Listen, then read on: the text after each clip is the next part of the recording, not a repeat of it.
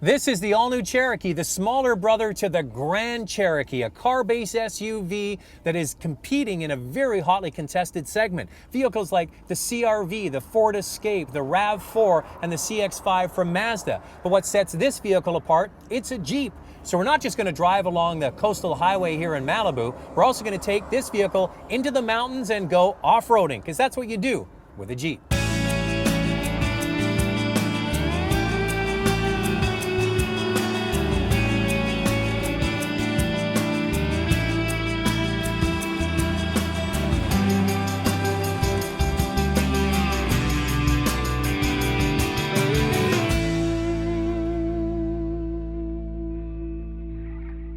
The big news with this Cherokee is it's the world's first 9-speed automatic transmission.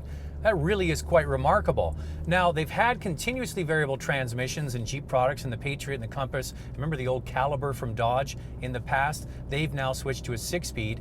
So why would they not go with, say, a CVT over more gears in the transmission?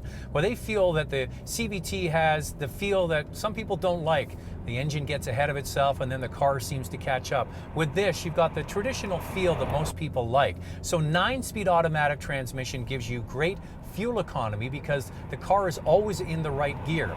Then you add in two different drive systems. There's the 2.4 liter 4-cylinder engine that produces 184 horsepower, which is right in the mix with other small SUVs that are available in Canada.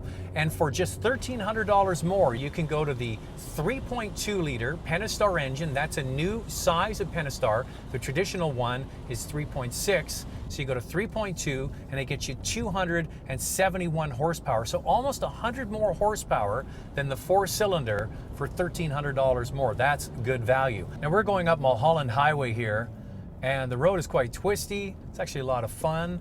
And the chassis and the dynamics of this vehicle bubble to the surface because it's built on the Alfa Romeo Giulietta platform, the same platform that is used for the Dodge Dart. And the Dodge Dart is a great handling vehicle, and you get those dynamics with this vehicle too. It has more of a car-like feel. The steering is excellent with good feedback. Sometimes at highway speeds it may be a little bit twitchy, but I tell you what, going through the curves here, it really is a lot of fun, and it doesn't feel like a top-heavy SUV. It feels like a more planted feeling car, and that's what probably most people want.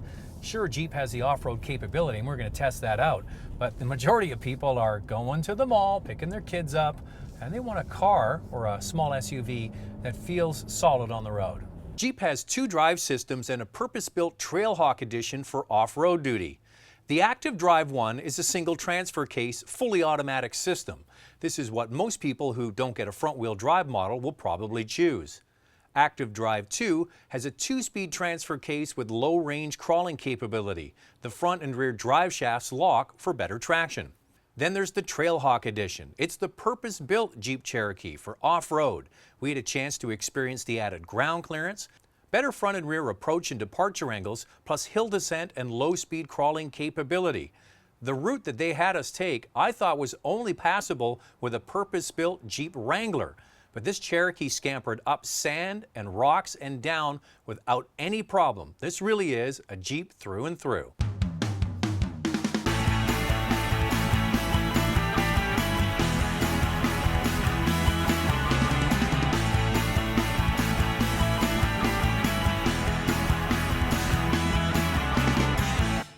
Now the base Cherokee comes fairly well equipped. You get Bluetooth connectivity, power windows and door locks, air conditioning, and you get a 5-inch screen here in the center. Now this model we have has the 8.4-inch Uconnect system, which I think is worth the upgrade. But keep in mind, the 5-inch screen that you have in the base model used to be the top screen on the Chrysler family of products not that long ago.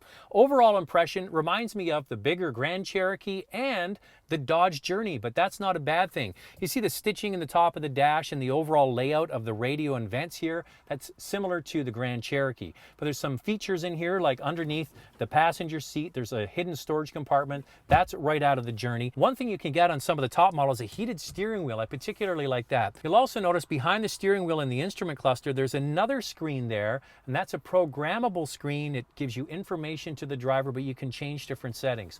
Overall dimensions, good outward visibility, nice size windows. The back seat is a good size as well. Speaking of the back seat, it can actually travel forward several inches to give you more cargo space in the back, and that's why people buy these vehicles. Very functional.